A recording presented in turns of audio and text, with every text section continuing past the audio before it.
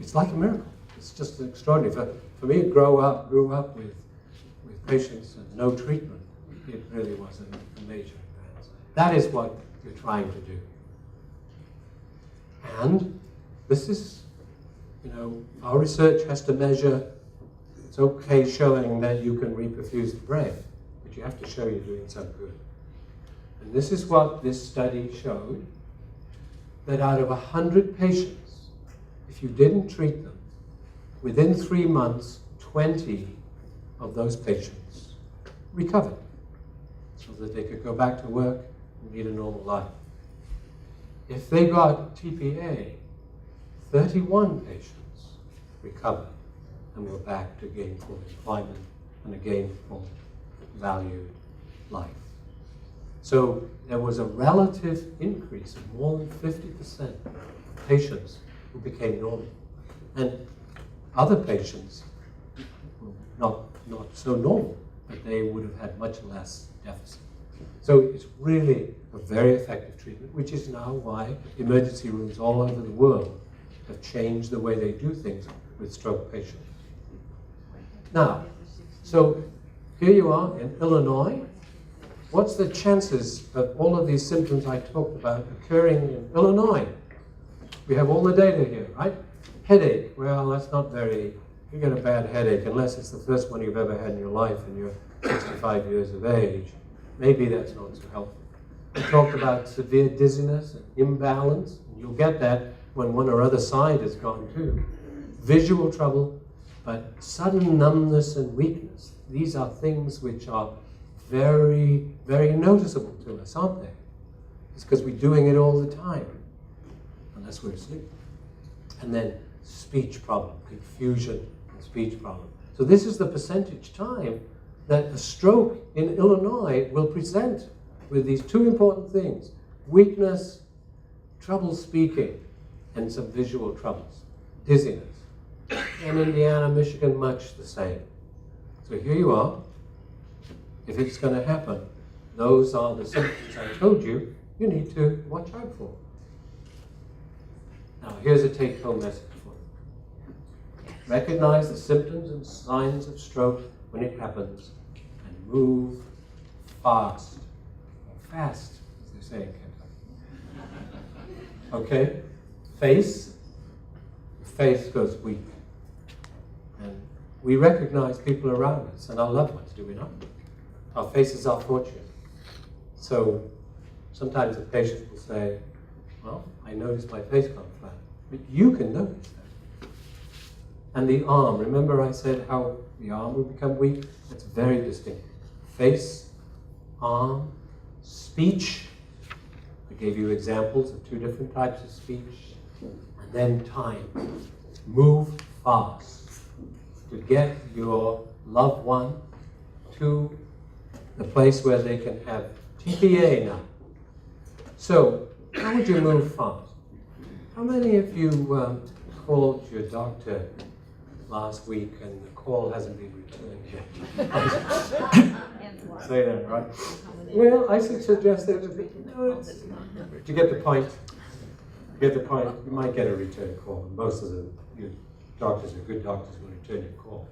But if they're in the middle of doing surgery, something else, they're not going to be able to return your call. Right? By which time? Too late, right? So don't call the doctor. What about talking to a member of the family who's wise, with lots of experience? What you do is you get patients to the hospital as fast as you can. Call 911.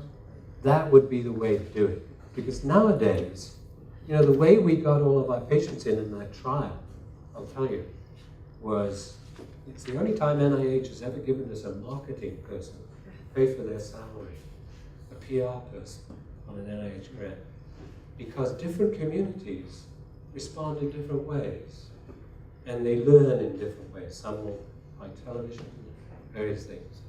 So what we did was we empowered the ambulance drivers, EMS people, right?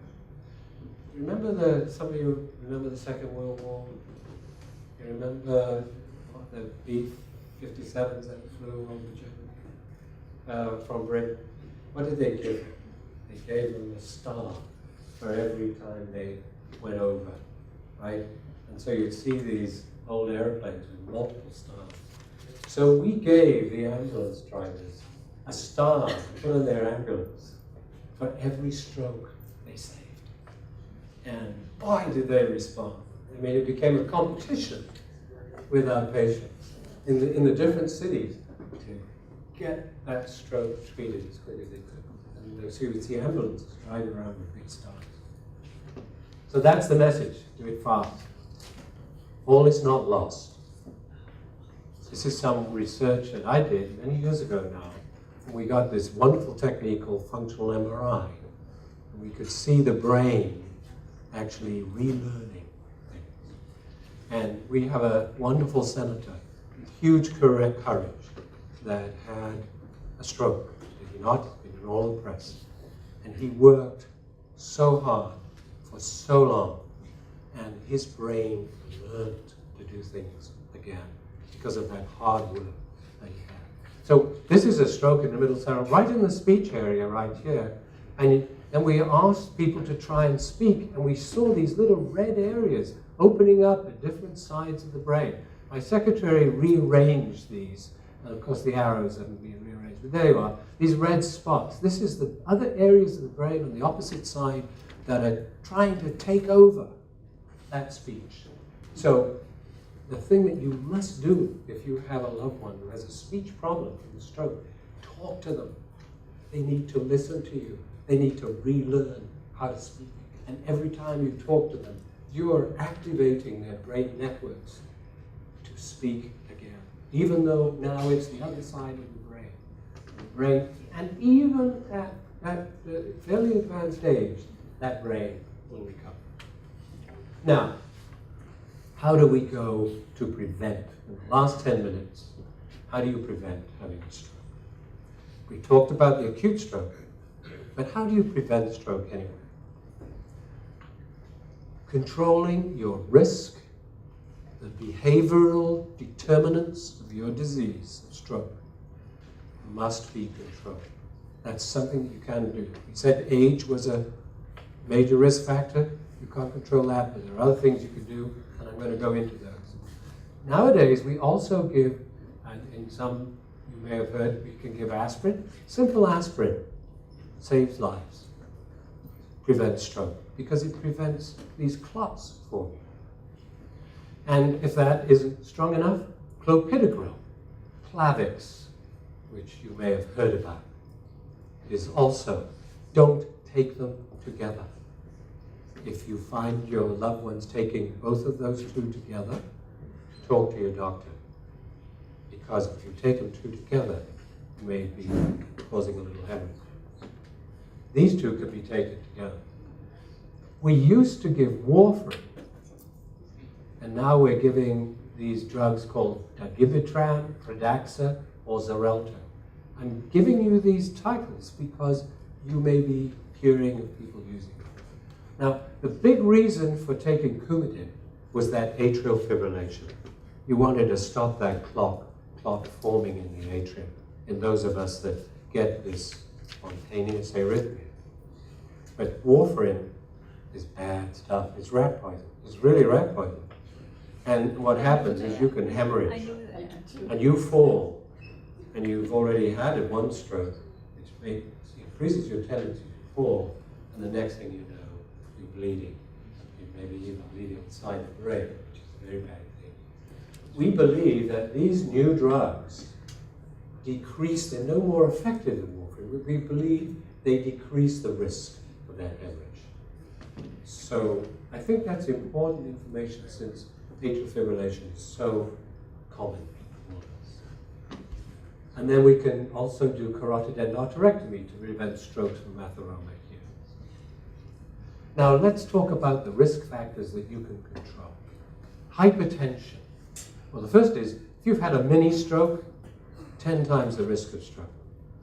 So all of those horrible symptoms like speech disturbance that we talked about, lasting half an hour and then going away. Nature is being kind to you. It's giving you a warning that you now are 10 times the risk of having that happen to you permanently. So get yourself to a clinician and have it looked at. Hypertension, very rife, 37%, 40% of our population has hypertension. That has to be aggressively treated. I'll show you why. We talked about atrial fibrillation, smoking, diabetes, bad fats in your blood, overweight, and lack of physical activity. So you can't see these here, but they're all here. And these are the different counties around us. And trust us, Illinois is right in there. Hypertension increases your risk. Diabetes, high cholesterol. Cholesterol is really bad stuff. Overweight, smoking, and less than 5 servings per day of fruits and vegetables. That's a negative, which says, I was very happy to see we were serving fruit tonight and turkey. All right, it's a good non-atherogenic diet. Now, why should we be so obsessive about blood pressure? And that is, look at this. For every 5 millimeter change in the lower blood pressure, the diastolic, just 5 millimeters, you decrease the risk of your stroke by 30 to 40%. But for every 5 millimeter increase, you increase the risk of stroke. So managing that blood pressure and keeping it into the correct range is vital. It saves brain. It saves lives just simply by doing that. So, what are the numbers that are good? Oh, For blood pressure. the good numbers are here. Well, you need, what are the numbers? You need to be around 140 to 80, 85. When you get above it and you start to 140 over what? 80. Most of us would like to see you around 120 over 80. But there are other factors. Don't smoke. If you have diabetes, you're at twice the risk of stroke. If you have hypertension as well, it impounds itself. And here is something that is very important, which is also research we've done, the use of statins. I know that in the past they've been controversial, and they do have side effects. But the world of heart attacks is very different to when I grew up before statins. We used to have emergency cardiac ambulances. They were on the flare all the time. It's changed the face of heart attacks because a statin will reduce your risk of heart attacks by 40, 50, 60%. What we suffer from now is chronic heart failure. But people are alive because of the statins to go into that chronic heart. It's the same with stroke. Now we've established that if you have a stroke, when you take statins immediately, then you reduce. This is a curve, you may not be able to see this. This is a survival curve. The number of strokes up here. You take a statin and you lower the risk. And also, here is what happens with heart attacks. Look at the risk that's lowered in heart attacks. The patients who've already had a stroke. Because if you've had a stroke, you're also at increased risk of a heart attack. So statins are very important. I don't care which one. Your doctor should know for you which one and at what strength. But they are absolutely fundamental to changing the face of vascular disease. We talked about people will want to operate sometimes if they find this carotid artery being a problem. And we showed you that operation. Nowadays, you could put a stent in and you could open it up. That's in the vertebral artery, not the carotid artery. But we've shown that stents actually don't do any better than surgery. And it looks like, yeah, here you go. If you do actual operation and your artery, if you've had a TIA and your artery is, or a little stroke, and your artery is narrowed by more than 70%, that's the time when you should have your surgery. Those are the things you need to ask your doctor. Sometimes people, surgeons may want to operate, and that's what they like to do, right? They're surgeons. And they may not be as cautious about the indications. Since there are side effects of an operation on your neck and your stroke, you want to be sure that it's indicated. So if your artery is narrowed to greater than 70%, you've had a little TIA, then there's no question. Other than that, beyond that, you need a wise vascular doctor. So, I'm going to leave you with this take-home message. Stroke can be prevented by attention to lifestyle and medical care. See your doctor regularly.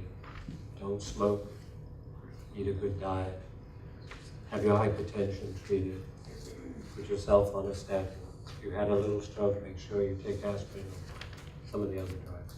And then remember, if you notice stroke in your loved ones or around you, or even in you, face on speech time, fast, get yourself to an emergency room, fast.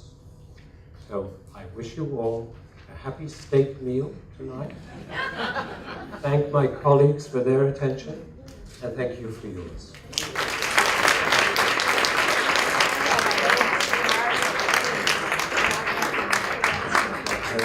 A few minutes for questions, which I'll be happy to take.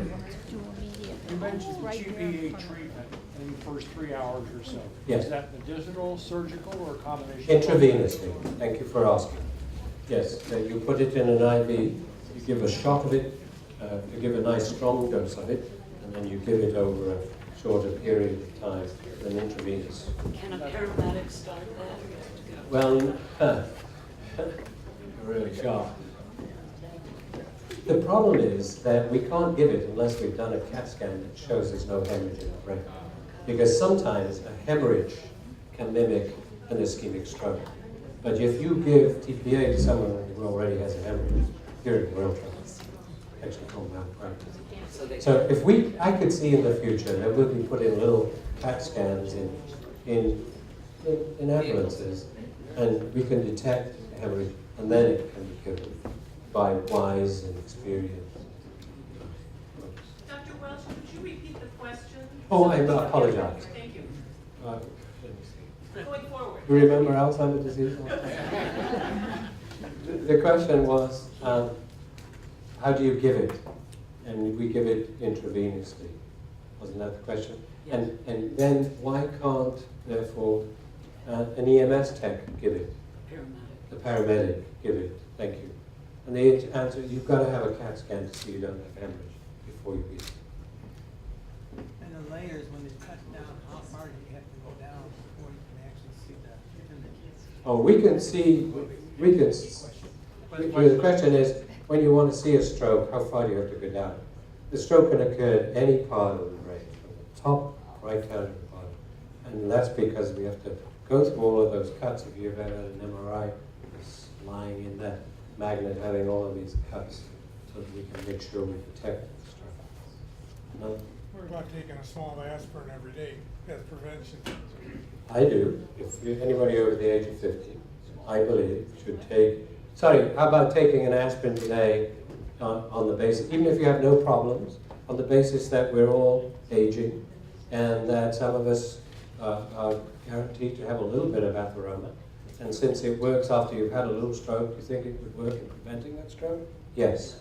So it's good practice to take a small dose of aspirin. It used to be said 3 aspirins a day, but aspirin is not aspirin sounds as though it's a minor thing. It's not. Aspirin can really cause hemorrhage and gut trouble, especially hemorrhage from the gut. So the low dose. So a low dose, mini aspirin, is worth taking. I take it. If you're over 50, you ought to take it. Ma'am. Statins, how long does your body react? Does it decrease after 5 years? Or can you be on it from age 75 to 95? Oh, no, you need to be on it. See, you need to say, how long can you take a statin for? Well, of course, as your stroke risk and your heart attack risk increases with age, it would not be good if you had to come off it. So people can be on statins for a long period of time. The real issue with the statins is not taking a statin or what dose it is what level the LDL cholesterol is at. The LDL cholesterol is your bad cholesterol, okay? So normally your LDL cholesterol, the bad cholesterol, LDL, low density, low life lipoprotein. Okay, think of it like that. So you should be between about 120 and 140. If you've had a symptom of vascular disease, your doctor should give you a statin that gets your LDL cholesterol to 100. If you've had, that is, if you have risk factors like hypertension. If you've had a TIA or a stroke or a heart attack, your doctor should get your LDL cholesterol to 70. Okay? Those are American Heart Association recommendations.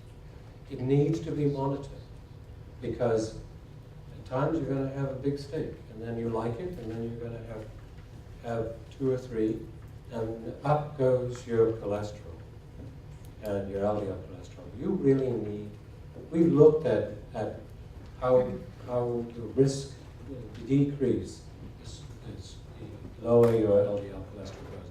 You can't go too low. You want to go below 45 or 50 because then other bad things happen. You need it. If you're at risk, like you have diabetes or you have hypertension, 100. If you've had complication of the heart or the vasculature, 70. Your turn. I understand as you age, your brain shrinks. Is that a On mine. factor? Yours? I haven't noticed yours yet, Frank. You tell me all about Walking the into blood elements causing. Right. No. What do you want me to say? Is that a factor in this? No, it's not a factor. It's not a factor. Not a factor. Unless your brain is shrinking because you're clipping little bits of it off with your little lymphoma strokes or your big strokes. Obviously, if you remember that horrible slide, the first one I showed, that's a big hole in the brain. I'm not going to show it again. It's not very nice before dinner.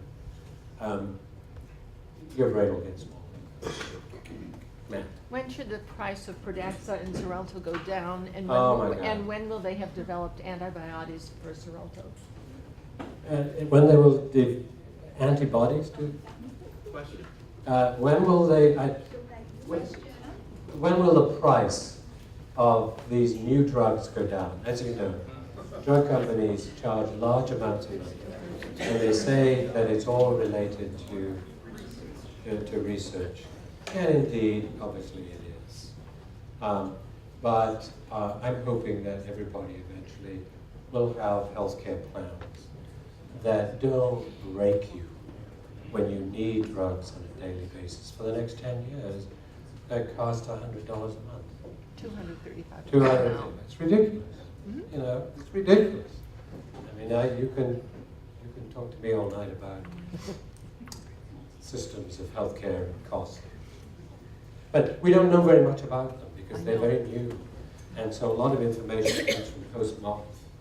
When we first started to use them, we thought, oh, no, we're not going to have very many hemorrhagic complications. Turns out they cause a lot more hemorrhage than we thought. Not as much as could.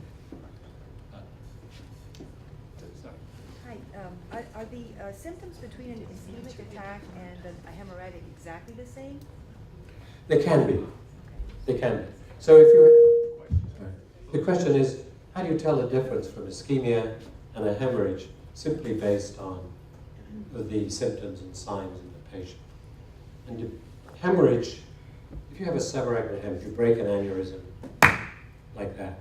Thunderclap headache, 40% of the time you're dead. You don't even know it happened. That's different. But they're smaller ones. The smaller ones that present with headache. But what I think we're talking about is hemorrhage in the brain itself, like a hematoma in the brain, that occurs suddenly. If it occurs in the middle of the middle cerebral territory, you may have exactly the same symptoms as a stroke. You may go weak on one side. You may lose your vision. You may be all imbalanced, so you can't tell necessarily, which is why you need a CAT scan before you give TPA. It can be very difficult. Now, if you're going to wait 3 or 4 hours, then that hemorrhage will tell you it's the hemorrhage way before 4 hours. But within half an hour, that would be maybe difficult to tell. Have you not had enough? Yeah. Yes, there's some people that can't take statins, right? Yeah. Because my doctor took me off of them, and now my cholesterol is where it shouldn't be, but he has got, I think there's a Pratcol, is that another? Yes. But he said statin, I'm allergic to for some reason. Oh dear. I am too. Would work, I okay. can't, I tried them all. Yeah. But if you can't take them. Well, you have to really have rigid dietary. You have rigid dietary, and there's some additional preparations you could take. Nicotine, niacin that will help bring it down. It's a tough one. You can't take it. Because I tell you what, it's not just the lowering of the cholesterol that has the effect. There's something else about the statins that contributes. Maybe you could try lower it. risk. Yes, I could talk to you. Maybe you could try it. Yeah, thank you. Yeah. Will a statin take away some of the plaque in your carotid artery? Actually, Question? What's the question? thank you. Thank you. Will the statin diminish the size of the plaque? And the answer is yes, it does. And the work has been done in the coronary arteries, in the coronary. It's harder to watch it happen in the cerebral arteries. But it's the same pathological process in the coronary arteries as it is in the carotid and cerebral. So yes, it does. Remarkable. Yes. Remarkable. At what point with your LDL should you be on a statin? Well, you can't get it down by other means. Well, I mean, if it's good, should you still be on a statin? Well, good would be a level of 100 or Okay. 70, depending what's happened to you. It is so And if that's what it is, without taking a statin, doing other means, that's okay. But remember I said that statins have other effects.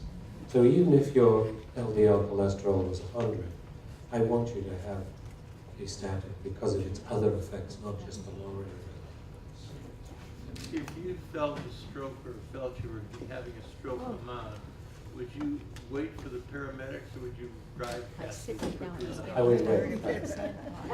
I would get in a car and I would go to the nearest emergency. is tired of being sit upon. I would advise you to find out the nearest hospital to you that has an acute stroke program. That's something you can do, right? Someone who knows how to deal with acute stroke and can give TPA. You need to know that. And then get in a car, if you've got the warning, get in a car and rush like hell to that emergency room. Because the emergency room now knows it's got 3.5 or 4.5 hours to treat you. And if it doesn't, it's not good practice. How do statins affect your liver?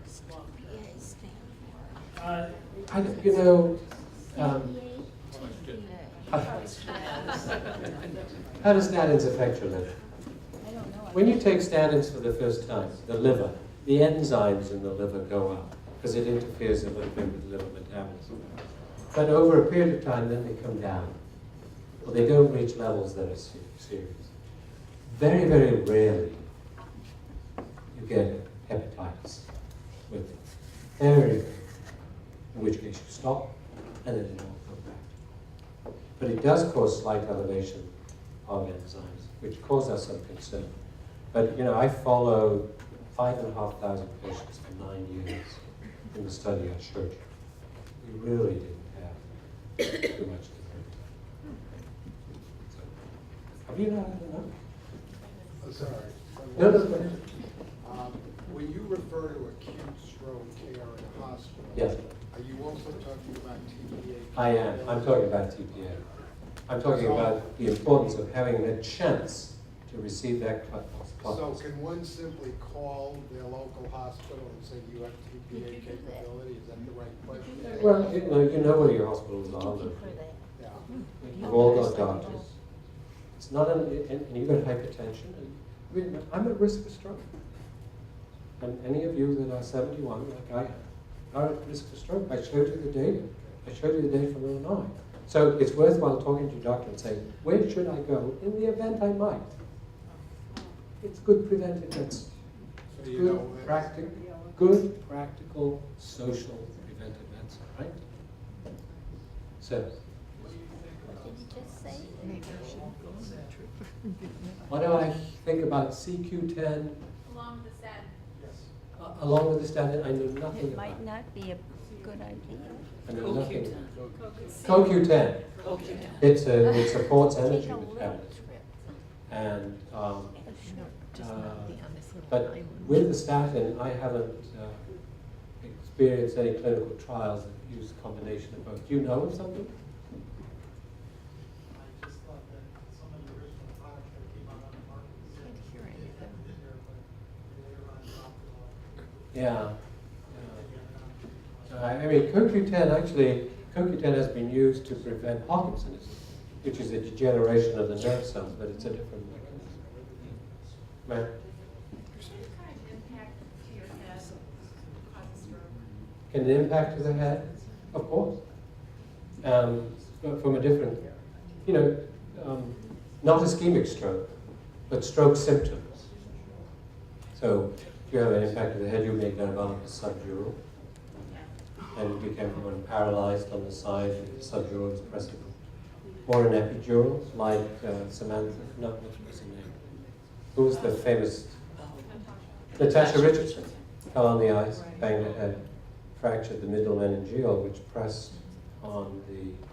caused a big hematoma and pressed on the brain, and caused initially stroke symptoms, but very quickly she went into coma as the brain deviated. She died. She didn't go to hospital. She wouldn't go, which is pretty classic after epidural. It's a classic. Get kicked in the head, you get up, you finish the game, you're the hero of your country, and then you die in the dressing room. But even if you bang your head, you may have spasm of those arteries or a little hemorrhage, which is very common, and that may cause a stroke. Okay. Senator Kirk did drive himself to the hospital. What type of stroke did he have that was so I have no knowledge of Senator Kirk's pathology. But it was devastating. He had a devastating stroke, and I think what we all know is that it involved the middle cerebral territory of one side, and the brain started to swell with edema, and he had to have surgery to decompress the brain. Why that stroke occurred, I don't have any knowledge to compart. Your turn, I'm sorry. What about migraines and strokes? How long do you have? Are they related? Yes, they are. The reason I should tell you, is it okay to go on, Joanne? All right. The reason I went into stroke, and because I'm also a migraine, that's my spec. Because I'm very old. So in the early 1960s, when I was training, I noticed that there were all these young women coming into my ward with acute stroke. And there were two factors. One was they were on the pill, which was new in those days, and the high estrogen pill, which we don't give anymore. And the other was they had migraine.